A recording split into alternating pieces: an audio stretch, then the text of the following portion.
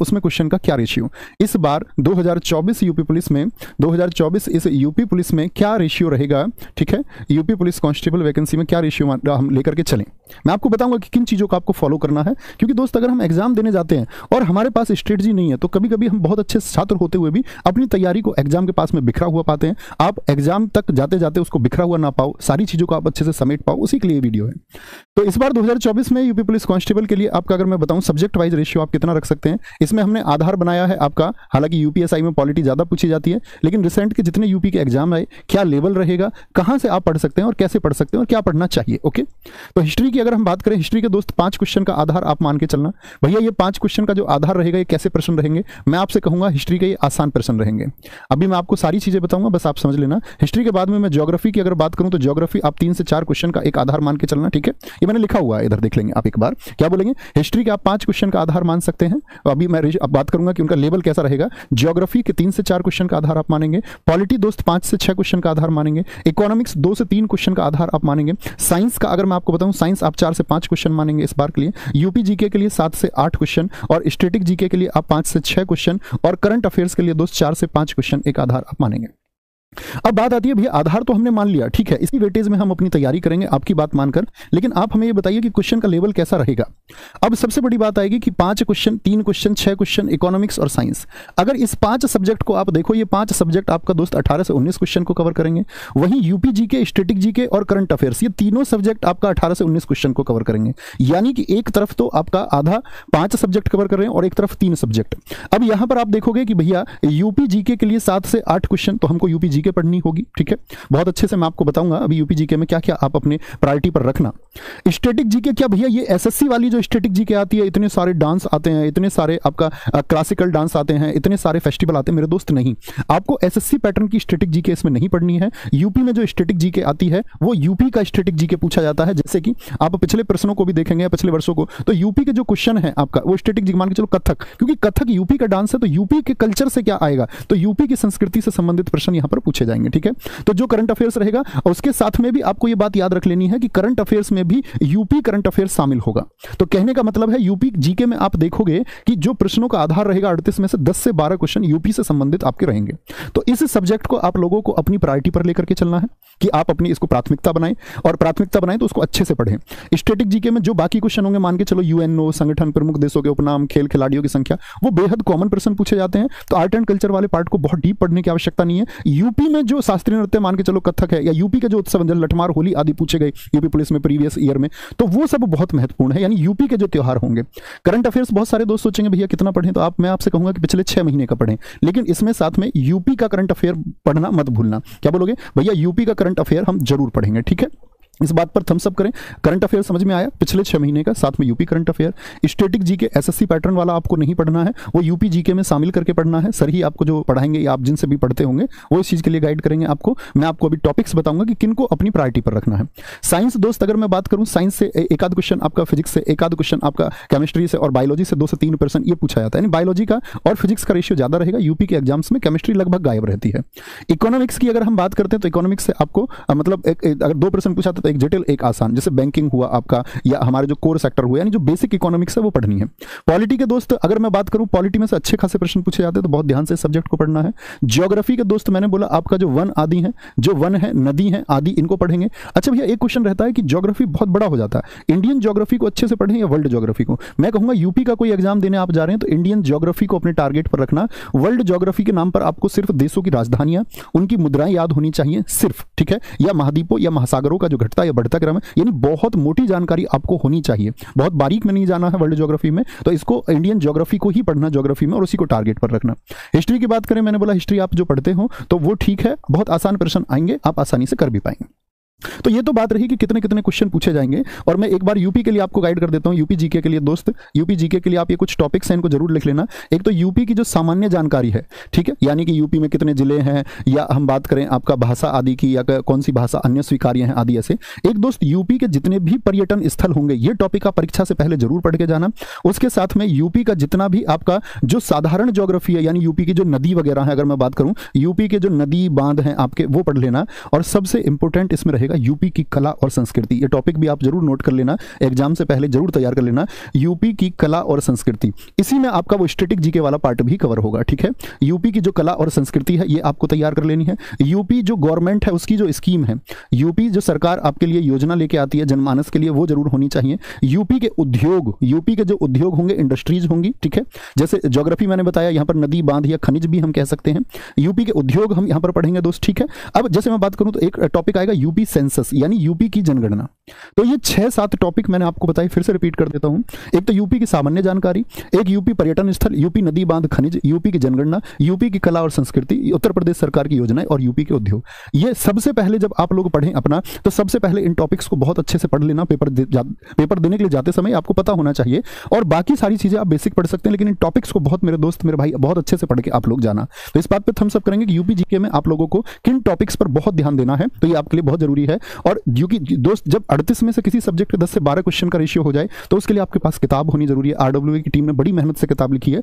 इस किताब में टॉपिक वाइज सारा सिलेबस है, और उसके बाद में यूपी के विभिन्न एग्जाम में जो क्वेश्चन पूछे गए हैं, वो सारे के सारे क्वेश्चन इस बुक में हर चैप्टर के बाद में शामिल किए गए हैं कि क्या क्या क्वेश्चन बन सकते हैं आपका, और प्रीवियस ईयर में क्या क्या बने हैं, मतलब प्रीवियस ईयर में क्या क्या बने हैं वह इसमें समाहित किया गया है। तो ये बुक मैं चाहूंगा यूपी का एग्जाम देने वाले बच्चे जो यूपी कांस्टेबल और आगे यूपीएसआई देंगे, उन सबके टेबल पर ये बुक जरूर होनी चाहिए दोस्त। और यूपी जीके, और ऐसा नहीं है कि यही किताब आपके पास हो और कोई आपकी फेवरेट बुक हो तो आप कर सकते हैं, लेकिन मैं कहूं कि आप अगर पुराने स्टूडेंट्स और यूपी जीके की किताब आपके पास नहीं है, तो ये किताब आपके पास होनी चाहिए, ठीक है। तो यूपी जीके की किताब में ये टॉपिक्स नहीं, टॉपिक्स ऐसा नहीं है कि यूपी के सिर्फ ये टॉपिक पढ़ने हैं, क्या ये सही सिर्फ सिलेबस है, ये मैंने बताया, ये टॉपिक आपको प्राथमिकता पर रखने हैं। टॉपिक्स और भी हैं, और भी टॉपिक्स पढ़ने होंगे, ठीक है। अच्छा, अब बात आती है सबसे बड़ी कि कैसे 45 दिन में तैयारी करें। यहां बात होगी स्ट्रेटजी की कि आपको फॉलो क्या करना है, ठीक है। सबसे पहले तो मैं उन छात्रों को गाइड करना चाहूंगा जो बुक्स पर डिपेंड होते हैं। हालांकि आप सब यूट्यूब पर मुझको देख रहे हैं तो ऑनलाइन, यानी कि आप सब ऑनलाइन स्टूडेंट्स होंगे ज्यादातर, लेकिन फिर भी आप किसी को समझाओ कि ऐसे बहुत सारे छात्र हैं जो स्ट्रेटजी की वीडियो देखे बुक्स पर। जैसे बुक्स दोस्त, बहुत सारे दोस्तों के पास होती है लुसेंट बुक। लुसेंट बुक बहुत सारे कहते हैं कि हम इस बुक से पढ़ लें। हमारी येलो बुक है एक, और अन्य मार्केट में डी के राठी बुक और अन्य बहुत सारी बुक हैं, ठीक है। मनोहर बुक है आपका। तो अब बात आती है कि भैया देखो, मैं एक बात कहूंगा आपसे, लुसेंट की बुक जो लोग पढ़ चुके हैं अब तक, अगर आप पढ़ चुके हो, ठीक है, तो आपको मैं कहूंगा कि जीएस के लिए कुछ और करने की आवश्यकता नहीं, आप उसको रिवीजन कर लीजिए। लेकिन लुसेंट की बुक आपने नहीं पढ़ी है और वापस से आप सोच रहे हैं कि मैं उसको शुरुआत कर दूं, तो मैं कहूंगा कि आप उसकी शुरुआत ना करना। शुरुआत के लिए बहुत आसान और छोटी किताब रहेगी आपका येलो बुक, ये आप पढ़ सकते हैं। तो पहली चीज तो रही बुक की कि जीएस के लिए मैं बुक पढ़ लेता हूं। और ऐसा नहीं दोस्त, आप जो कोई किताब फॉलो करते हो, जिसको आपने पढ़ रखा, आप उसी किताब को कंसीडर करें, नई पुस्तक की तरफ ना जाएं। नई पुस्तक की तरफ जाना चाहते हैं तो मैं कहूंगा बेहद आसान से शब्दों में आप येलो बुक पढ़ लीजिए। दूसरी बात मैं इसमें जोड़ूंगा एक आपसे, एक हमारी यूट्यूब पे भास्कर सीरीज है, भास्कर सीरीज है, ठीक है। वो सब्जेक्ट वाइज है। जैसे आप लिखेंगे आपको हिस्ट्री पढ़नी है, येलो बुक से आपने हिस्ट्री पढ़ ली, इसके बाद आप चाह रहे हैं यार कुछ और थोड़ा सा एड ऑन हो जाए, अपडेटेड, तो भास्कर सीरीज में आप जाएंगे तो आप लिखेंगे history by Naveen sir. History by Naveen sir, तो आपका प्राचीन, मध्यकालीन और आधुनिक इतिहास की किताब क्लासेस आपको मिल जाएंगी। उसी तरह से आपको हर सब्जेक्ट की क्लासेस वहां पर मिल जाएंगी, ठीक है। तो आप अपनी बुक में वो एड ऑन कर सकते हैं। और अगर ये एड ऑन आपने कर लिया तो मैं ये कहूंगा भाई आपको फिर कुछ और चीज करने की जरूरत नहीं है। एक बात उनके लिए आती है जो ओल्ड स्टूडेंट हैं, और आप कहेंगे भैया हमने रिसेंट में खाकी बैच पढ़ा है, या अदर प्लेटफॉर्म के बच्चे हो सकते हैं, उन्होंने कोई कोर्स बाय किया होगा जिसको उन्होंने अच्छे से खत्म किया हो, ठीक है। किसी भी प्लेटफॉर्म का बच्चा हो, तो जिस बैच को आपने पढ़ लिया है, जो पढ़ चुके हैं भाई, उसी बैच की चीजों का फिर से रिवीजन कीजिए। आपको बार बार चीजें नहीं पढ़नी है, ठीक है, नई चीजें नहीं पढ़नी है। जो आप पढ़ चुके हैं उसके जो आपके पेड क्लास के नोट्स थे, ये दोनों चीजें आप नहीं चाहते कि जी मैं नहीं करना चाहता, मैंने तो एक बैच पढ़ा हुआ है खाकी बैच, या कोई और बैच भी आपने पढ़ा हुआ है, ऐसा नहीं कि खाकी, आपने हमारा कोई बैच पढ़ा हुआ था, या किसी और प्लेटफॉर्म का कोई एक बैच जिससे आपने जीएस पढ़ी हुई थी, तो आप कहेंगे भैया ठीक है, वो सारी चीजें तो कवर हो गई। तो यहां पर बस 2 चीजें मैं कहूंगा कि ये 3 ऑप्शन में से या तो आपका ये ऑप्शन क्लियर होना चाहिए, या आपका ये ऑप्शन की इस बैच की पीडीएफ आपको क्लियर है, और ऐसा नहीं कि हमारा ही बैच, किसी भी प्लेटफॉर्म का कोई बैच आपने पढ़ा है। तीसरी बात मैं इसमें जोड़ूंगा कि आपकी शायद चीजें यूपी जीके और करंट अफेयर्स, इन 2 चीजों के बारे में मैंने आपको गाइड किया कि करंट अफेयर्स यूपी वाला भी और इंडिया वाला भी, और यूपी जीके में मैंने जो टॉपिक्स आपको अभी बताए वो जरूर ऐड करके जाओ मेरे भाई, ठीक है। ऐसी चिंता मत करना जी मैं तो सीजीएल के लिए पढ़ रहा था, या भैया मैं तो आपका एमटीएस की तैयारी कर रहा था। अभी यूपी आपने एमटीएस के लिए जीएस पढ़ी है ना, जीएस नहीं बदलती है, हिस्ट्री सेम रहेगी सबके लिए, पॉलिटी सेम रहेगी, ज्योग्राफी आप जहां कहीं से पढ़ सकते हैं। जो चीजें पढ़ चुके हैं आप लोग, या आपके पास जो नोट्स रखे उसी को बार बार रिवाइज दोस्त आपको करना है। पहले तो इस बात को नियम में बांध लो कि मैं अपनी चीजें जो पढ़ चुका हूं उनको रिवाइज करूंगा, मैं नए की तरफ नहीं जाऊंगा। ये आपका हो गया 45 दिन। ये उनके लिए है जो अब तक दोस्त पढ़ चुके हैं, जिनकी तैयारी अच्छी हो चुकी, जिनकी तैयारी जो अपनी तैयार यानी मॉक टेस्ट में जो अपना स्कोर ठीक मानते हैं, ठीक है। एक तो ये बात हुई आपका, और ये आपको फॉलो करनी होगी। दूसरा पॉइंट मैं आपसे कहूंगा दोस्त, सबसे बड़ी बात आती है पढ़ाई के घंटे की, कि भैया पढ़ाई किस तरह से करें।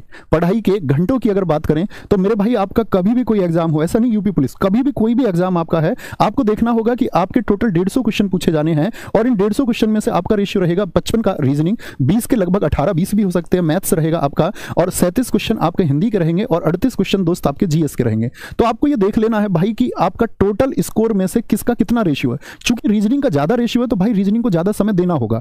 अब आप पढ़ते हैं, मान के चलो आप एक सिलेक्शन लेने वाले छात्र हैं और आप 8 घंटे या 10 घंटे पढ़ाई करते हैं, तो उस 10 घंटे में आपको देखना होगा भाई अगर 1/3 की रीजनिंग आ रही है तो आपको 1/3 समय अपने अभ्यास के लिए देना होगा। आप कहेंगे भैया मेरी रीजनिंग तो काफी अच्छी है, मुझको 1/3 समय देने की जरूरत ही नहीं है, तो भाई वही समय बचा करके फिर उस विषय को देना है जो आपका कमजोर है। क्या बोलेंगे 38 जीएस, तो आप कहेंगे भैया लगभग 1/4 है, तो भाई आपको अपनी तैयारी का 1/4 जीएस को देना होगा। आप कहेंगे भैया मैं 10 घंटे पढ़ता हूं तो क्या मैं हिंदी को 2.5 घंटे पढ़ूं, हिंदी को, मेरी तो हिंदी भी तैयार है, तो मेरे भाई तैयार करने का फायदा मिला ना आपको। तो जो समय आपका यहां बचा सकते हैं, आप हिंदी का प्रैक्टिस सेट कोई लगा लीजिए, आप कोई रिवीजन कर लीजिए अपनी चीजों का, और उसके बाद में आप कहेंगे कि भैया जो बाकी बचा हुआ समय मैं जीएस को दे दूंगा। तो तैयारी में समय ऐसे बचाया जाता है। अगर आप एक फ्रेश स्टूडेंट है तो उसको टाइम में बांट के हर सब्जेक्ट को उसी रेशियो में टाइम दीजिए। हमारी गलती क्या होती है दोस्त, हम अक्सर, कई बच्चा ऐसा होता है कि 4-5 घंटे तक मैथ ही कर रहा है, अब मैथ तो स्ट्रांग हो गया, बाकी सब्जेक्ट कमजोर हो गए। तो इस वजह से आप कभी भी इस प्रोसेस को ना फॉलो करें, तो आपको अपनी तैयारी के जो समय में घंटे जो है वो बराबर देने हैं, ठीक है। एक दूसरा क्वेश्चन बच्चों को आता है कि जीएस में कितना स्कोर काफी होगा। तो दोस्त स्कोर का मैं ये कहूं, जब तक एग्जाम में ना बैठ जाओ तब तक आप अपने स्कोर का कोई भी एक चार्ट मत बनाना कि भैया मुझको ये स्कोर पाना ही है, जरूरत ही नहीं है। अगर आप एक अच्छे स्टूडेंट है, जो स्कोर आप करके आएंगे वही बेहतर स्कोर होगा। तो क्या बोलेंगे, जीएस की स्कोर को लेकर के चिंता हमको नहीं करनी है। तीसरा पॉइंट मैं आपसे कहूंगा दोस्त, जीएस के स्कोर के बाद में तीसरी बात आती है हमारी कि भैया हम जीएस को लंबे समय तक कैसे याद रखें। तो दोस्त स्कैन टेक्निक, थम्स अप करना, मेरी ये टेक्निक कितने दोस्तों ने आज तक फॉलो की जिनको फायदा हुआ। मैं हमेशा कहता हूं कि आपने जो चीज पढ़ी, एक पैराग्राफ आपने पढ़ा या कुछ इनपुट्स आपने पढ़े, तो एक बार आंखें बंद करके उनको मेमोराइज कीजिए, याद कीजिए। बहुत सारे स्टूडेंट्स को इसको फायदा हुआ है, बहुत सारे सेलेक्टेड स्टूडेंट्स इसको फॉलो करते हैं। तो आप जो पढ़ें उसको आंखें बंद करके एक बार रिवाइज कीजिए। फिर कुछ आप भूलेंगे तो आंखें खोलिए, देखिए अच्छा यार इस चीज की बार मैं यह नहीं बोल पाया, फिर आंखें बंद करके फिर बोलने का प्रयास कीजिए। दोस्त अगर आपने वो बोल दिया, चाहे आप उसको आंखें खोल के 2-3 बार 4 बार प्रयास करो, आपने अगर वो बोल दिया आंखें बंद करके, तो मतलब वो चीज आपके लिए लंबे समय तक याद हो गई, अब आप उसको नहीं भूलेंगे। तो इस स्कैन टेक्निक का आपको इस्तेमाल करना है, ये बात याद रख लेंगे। कोई दिक्कत, बात समझ में आई? आपके पास दोस्त कोई भी बैच अब तक था हमारा या किसी का भी, आपने उससे जीएस पढ़ी तो आपको दोबारा से जीएस पढ़ने की चिंता नहीं होनी चाहिए, एक पॉइंट। दूसरा पॉइंट ये आता है कि भैया क्या हम अपनी चीजों को, उन्हीं चीजों को रिवाइज करते रहें। मैं कहूंगा जी हाँ, आप अपनी उन्हीं चीजों को रिवाइज करते रहें। आपके अंदर वो क्षमता और सामर्थ्य है कि आप अच्छे से रिवाइज कर सकते हैं, तो जी हाँ आप करिए, ठीक है। अब बात आती है भैया ना मैं बुक से पढ़ सकता, ना भास्कर सीरीज, ना मैं पुराना छात्र